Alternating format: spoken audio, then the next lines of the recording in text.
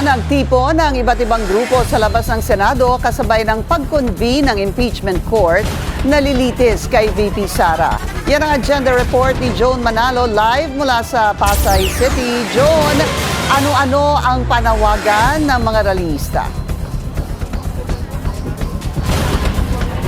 Pinky, Sara, litisin, bato, arestuhin. Ito ang mga panawagang bit-bit ng mga nagkasanang kilos protesta dito sa labas ng Senado ngayong araw. Kasabay nga ang pag-convene ng Senado bilang impeachment court para sa paglilitis ni Vice President Sara Duterte.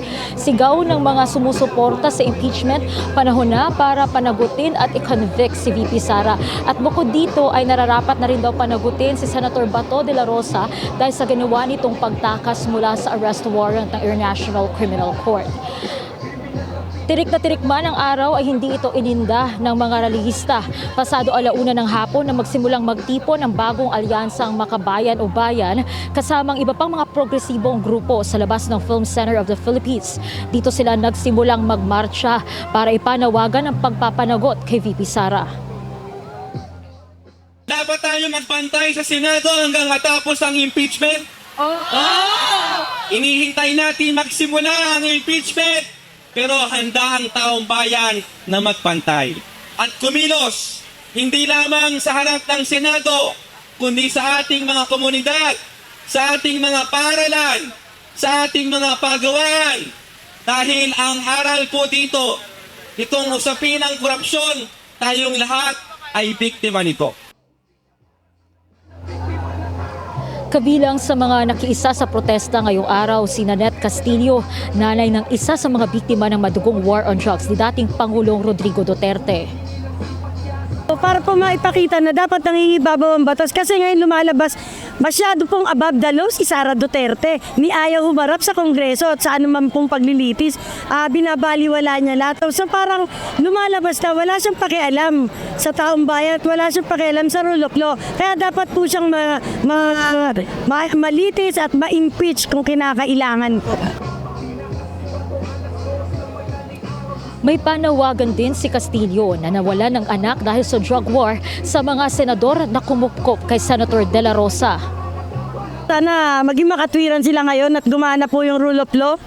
Na alam naman po natin na mali yung nangyari noong nakaraang Miyerkules po na pinagtakpan nila, pinatakas si Bato de la Rosa. Maling-mali po yun kasi nakita naman natin na legit ang hawak ng NBI na warrant of arrest.